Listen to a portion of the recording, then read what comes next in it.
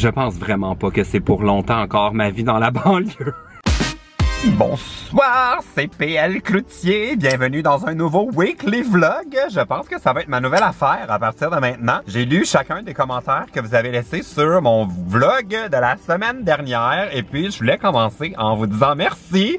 Vous avez été patients. Je sais que depuis le début de l'année, je vous ai un peu négligé. J'avais pas fait beaucoup de vidéos. Puis j'avais peur de reprendre les vidéos en me disant « Oh my God, tout le monde va m'avoir abandonné. » Mais non!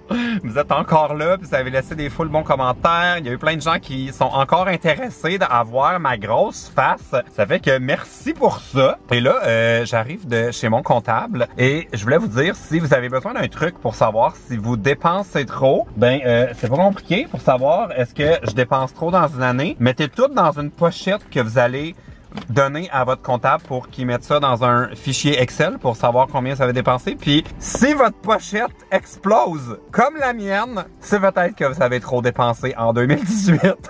Je suis comme, oh my God, ça va me prendre un meilleur classeur que ça pour l'année prochaine. J'ai beaucoup trop de documents. Et là, je m'apprête à dépenser encore full poche. Je m'en vais chez mon dentiste. Ça va me coûter 400 $ parce que je me suis, comment dire, je suis allé à la cabane à sucre avec Eve il y a environ 3 semaines. Puis j'ai mangé une tire d'érable et ça a complètement décollé mon fil orthodontique. En ce moment, je n'ai plus de fil accroché après mes dents du bas. Oh là, ça c'est bizarre. Présentement, je suis stationné dans ma voiture et il y a un groupe de 4 garçons de construction qui sont en train de vider de l'équipement dans la voiture garée devant moi. Ouh!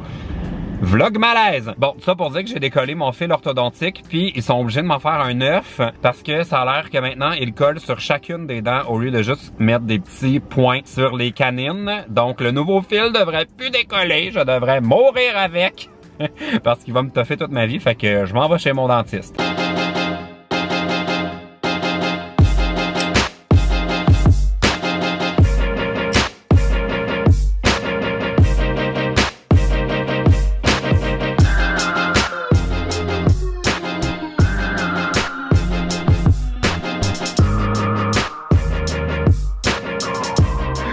My God, la gang, je suis présentement très excité. Je viens de me lever, j'ai l'air d'un petit chat qui dort encore, mais je viens de faire une folie. Vous êtes pas prêts pour ça? Je viens de dépenser toutes mes petites économies. J'ai pété ma tirelire, mon cochon, pour me payer des billets d'avion. Et je vais accompagner P.O. et Marina à Coachella. Je m'en vais en Californie la semaine prochaine, ça a trop pas rapport. J'ai tellement hésité en plus là parce que sérieux c'était 0 dans mon budget là, de faire ça. Mais je me suis dit YOLO, ça fera une dépense de plus à rajouter dans ma petite pochette de l'année prochaine. Mais on dirait je me suis dit si je vais pas maintenant, j'aurai probablement pas d'autres occasions d'y aller. Eux, ils ont déjà loué une maison. On a trouvé des billets pour le festival les 3 jours. Les billets d'avion étaient quand même dans le plus bas prix que j'ai jamais vu pour aller à Palm Springs. Fait que j'étais comme j'ai pas de bonne raison à part le fait que je suis économe de pas y aller. Fait que je me suis dit, ah ben tant pis, j'y vais pareil. Fait que, oh my God! Je vais vous amener avec moi la semaine prochaine. On s'en va en Californie. Ça a trop pas rapport. My God! Là, je suis stressé. Faut que je me trouve des outfits of the day pour être aussi hot que eux sur Instagram. En plus, ils m'ont envoyé des photos de la maison. Il y a genre une piscine creusée pis tout. Ça va me rappeler mon séjour que j'avais fait après VidCon il y a quelques années. Fait que, je voulais juste vous dire ça. Je vais aller me mettre un petit peu plus cute parce qu'en ce moment, je sais que j'ai l'air d'un déchet. Mais je suis trop excité. Je voulais vous dire que je m'en vais à Coachella. Ça n'a pas rapport. Il y a genre le headliner du dimanche, c'est Ariana Grande. C'est quoi ma vie? Bonsoir Montréal, Montréal. Je me suis coiffé. C'est le lancement du livre d'Eve Martel ce soir sur le plateau Mont-Royal. Je suis bien excité. J'ai pas souvent l'occasion de venir sur le plateau. Mais on dirait que là, tout le monde lance des livres. C'est vraiment excitant ces temps-ci. Ça fait que on va aller voir ça. Je me rappelle pas du nom du café. C'est le 500 Rachel Est. Ça a l'air qu'il y a bien des plantes. Je suis pas encore rendu au café aux plantes, mais on dirait que cette vue me rappelle à quel point je m'ennuie de vivre à Montréal. La rive sud living. Je sais pas pour combien de temps ça va durer. Je vois des plantes. D'après moi, c'est là. Au revoir! La première fois que je t'ai rencontré, Eve, c'était dans le contexte d'un autre lancement. C'était le lancement de PL Poutier. Salut PL. Je t'avais repéré dans la foule, puis je me disais, ah oui, Eve Martel. Ce soir, on lance le livre d'une youtubeuse, le livre d'une blogueuse, mais surtout le premier livre d'une autrice. Alors, bravo Eve. Bravo! C'est mon autrice préférée. Merci à tous mes abonnés. Il y en a qui sont ici. Les gens qui nous suivent depuis longtemps sont tellement précieux pour nous. Ceux qui sont là depuis pas longtemps aussi, là, mais je veux dire, c'est fou d'être encadré comme ça nous rend juste meilleurs. J'espère que moi, je vais continuer à essayer d'être meilleure pour eux et elles. Vous avez remarqué aussi que le livre est écrit au féminin parce que je suis entourée de beaucoup de femmes. Puis c'est beaucoup à des femmes que je parle. Je parle aussi aux hommes, évidemment, mais j'avais envie pour une fois de l'écrire au féminin, de la même façon que je m'adresse souvent aux femmes dans mon blog. Donc, merci beaucoup. Ça va être tout pour mon petit mot. Je vous aime vraiment tous et toutes, puis passez une belle soirée. Bravo! Ce serait pas un lancement d'Eve Martel s'il n'y avait pas des pompes de bain Lush. Il y en a pour tout le monde, on peut tout le monde en prendre une. Il y a 2 saveurs, blanc ou vert. On est présentement dans la portion tirage du lancement. Les gens peuvent gagner des cactus. Ah mon Dieu! Je suis excité, j'aimerais ça gagner, mais j'ai même pas de coupon. Ouais! Voyons, je suis plus excité que le monde qui gagne, c'est niaiseux mon affaire. Je retrouve la superstar de mes vlogs, il est de tous les lancements de livres. Bonsoir! Oh! Je pense qu'il y a chaud. Il y a aussi les gars qui sont là. Allô? Ah, vous êtes en contre-jour. Ouais, on vous voit pas bien. Ouais. Est-ce que je suis assez cute? Ou j'ai une nouvelle chemise de chez Zara que j'avais achetée pour l'émission Vlog à TVA. C'est là que je m'en vais. Je pars dans 15 minutes, mais là, j'hésite. Est-ce qu'on l'aime, ma chemise? C'est-tu bizarre? C'est-tu too much? Je sais pas quoi penser de ce petit look. J'ai demandé à un ami qu'est-ce qu'il en pensait, puis il a peur que le tissu ligné et soyeux, ça fasse comme de la vibration dans l'image. Des fois, ça fait ça dans les studios de télé. Fait que là, I'm second guessing. On dirait que j'étais convaincu que c'est ça que j'allais porter, mais là, je le sais plus. Je me suis trouvé aussi des petits souliers chez Topman qui étaient en solde. J'ai encore l'étiquette. Ils étaient 20 $. Puis, normalement, je fais pas ça pour les émissions de télé, trouver des souliers. Mais j'étais allé voir l'émission Vlog, puis on voit vraiment... On est assis, mais on voit vraiment autant les pantalons que les pieds, que tout. Là, c'est comme un plan général. Fait que je veux pas avoir des vieux souliers sales à la télé parce qu'il y a genre 1 million de personnes qui écoutent cette émission-là. C'est plus regardé que l'émission Tout le monde en parle. Fait que c'est quand même une grosse... Ben, c'est ma plus grosse entrevue que je vais jamais avoir faite. Peut-être que l'autre, ce serait accès limité. Je sais qu'il y a beaucoup de public. Mais là, je vais être là vraiment plus longtemps que quand j'étais à accès limité. Je vais être là quasiment 8 minutes, je pense. C'est un bloc au complet de l'émission. Fait que j'aimerais ça être cute. Fait que je vais emmener ça en genre de backup. C'est un peu dans le même style. C'est un t-shirt que j'ai pris aussi chez Topman avec une petite veste. Fait que si jamais on se rend compte que ça vibre trop, ben je vais pouvoir mettre ça par-dessus, être une petite coche moins cute, mais au moins je vais pas gosser. La seule affaire qui va gosser, ce sera pas mes vêtements, ça va être moi. Est-ce que c'est bon ça? Je sais pas où je dois placer la caméra dans ma nouvelle auto.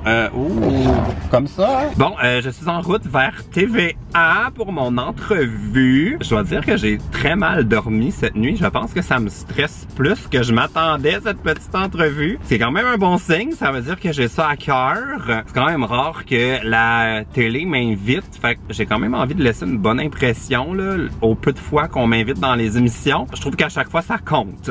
Parce que je sais qu'il y a beaucoup de gens qui regardent la télé, qui sont pas nécessairement abonnés aux YouTubers. Fait que c'est comme ma chance un peu de laisser une bonne impression puis d'espérer qu'ils vont être curieux d'aller voir ce que je fais sur YouTube. Fait que j'ai super mal dormi. En plus, fallait que je parte quand même tôt. Là, vous allez rire de moi parce qu'il est pas si tôt que ça. Il est 9h20.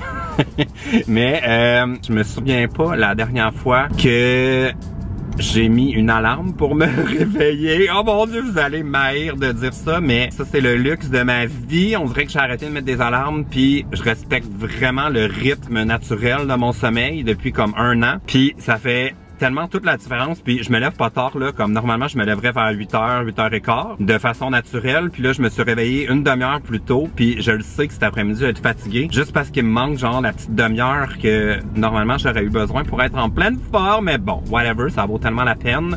Je me plaindrai pas de me réveiller pour aller faire de la télévision. Puis aussi, autre affaire ce matin, là, où allez-vous me laisser passer, monsieur?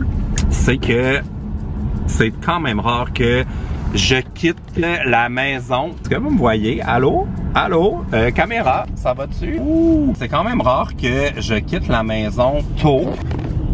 Et depuis que j'habite sur la rive sud, je suis vraiment incapable de mettre ma caméra comme il faut. Ah, peut-être que si je ferme ça, c'est mieux? Est-ce qu'on me voit mieux? On me voit pas mieux, ça change absolument rien. Ce que je voulais dire, c'est que depuis que j'habite sur la rive sud, c'est genre la 3e fois que je suis dans l'heure de pointe du matin. Ce qui me fait dire que c'était quand même un bon choix pour moi d'aller vivre dans la banlieue parce que j'ai vraiment un horaire qui me permet d'être en dehors du trafic, ce qui fait que pour me rendre en ville, souvent ça me prend moins de temps que ça me prenait quand j'habitais dans Hochelaga-Maisonneuve, mais il y a des gens qui m'en ont parlé dans mon Instagram live. Il y a des gens qui me demandaient, est-ce que t'aimes ça finalement la banlieue? Es-tu heureux? Aimes-tu ta nouvelle vie? Puis ça va faire bientôt 9 mois, 10 mois. Je pense vraiment pas que c'est pour longtemps encore ma vie dans la banlieue. Parce que on se souvient que j'y allais un peu à reculons, puis mon mood par rapport à ça a pas vraiment changé. Mon cœur est pas dans la banlieue, puis j'adore mon nouvel appart là. C'est au-delà de toutes mes attentes, c'est au-delà de tout ce que j'aurais pu vraiment souhaiter avoir comme appartement un jour dans ma vie. C'est magnifique, c'est grand, c'est lumineux, c'est vraiment un appartement confortable. L'hiver, c'est bien isolé, j'entends pas mes voisins. J'ai vraiment l'impression d'avoir une maison sans avoir tout le trouble de devoir m'occuper d'un terrain vu que je suis dans un condo. J'adore tout ça. J'adore le budget, j'adore l'entretien de l'immeuble, j'ai vraiment rien à dire à ce niveau-là. J'adore aussi énormément le fait d'avoir un garage. Là. Cet hiver, j'ai pas déneigé mon auto vraiment. C'est le bonheur. Mais je connais personne sur la Rive-Sud. Je fais rien sur la Rive-Sud à part genre mon épicerie. J'ai vraiment pas... j'ai pas de vie sur la Rive-Sud. Puis mes amis viennent pas vraiment me voir. C'est tout le temps moi qui vais chez eux. Puis c'est pas vraiment un mode de vie auquel j'aspirais de tout faire en auto. Aussi des fois je pense que j'ai une vision un peu idéalisée là, de ce que c'était ma vie à Montréal parce que dans ma tête c'est comme à Paris, tu peux tout faire à pied, mais c'est pas vrai, j'avais quand même mon auto tout le temps quand j'habitais à Montréal. Mais on dirait que cette espèce de souvenir là de faire des choses à pied souvent puis à vélo me manque. Fait que je pense pas que je vais être sur la Rive-Sud encore très longtemps. Mais en même temps ça coûte tellement cher les apparts à Montréal. Fait que c'est genre le petit Rive-Sud update. Là il me reste 12 minutes pour me rendre à TVA, ça va m'avoir pris 25 minutes. C'est pas si pire, c'est genre un petit 10 minutes de plus que ça me prendrait normalement. Et puis je vais essayer d'aller faire bonne impression devant ce million de personnes qui vont me voir dimanche à la télé. Oh! Ok, bon, je suis dans le studio. Allô? T'as dit un YouTuber, ça sort jamais sans son Kodak. Jamais. Bon, ça a l'air qu'on voit la caméra dans le décor, fait que salut. On bouge la caméra, en comme ça c'est bon. Et là, on a même fourni à PL un trépied parce que il est trop cheap pour s'en acheter un lui-même. J'en ai un, mais je l'utilise plus parce que je me suis rendu compte que ça m'empêchait d'amener ma caméra partout. Parce que je trouvais ça gossant, fait que là, il y a des affaires que je vloguais pas, fait que là j'ai arrêté le trépied. Au pire, on verra en gros plan les fesses des caméramans. Ouais. Non? T'es pas d'accord? Ça risque d'être les miennes. C'est ça? PL, c'est quoi le secret d'une vidéo qui pogne sur YouTube, d'après toi? J'aimerais ça le savoir. J'aurais tout le temps 1 million de vues. C'est dur à dire. C'est un mélange de plusieurs ingrédients. PL, ça a été un plaisir de te recevoir à Vlog. Merci beaucoup d'être passé. Merci. Et longue vie à Wadadaw, Wadawa. Wadawa. Oh là là, c'est le midi déception. Je suis pas le déçu. J'arrive d'un rendez-vous un peu spécial. J'avais été contacté par l'émission de Mesmer, l'hypnotiseur de TVA. Puis ils font comme des tests de réceptivité pour voir si on est hypnotisable.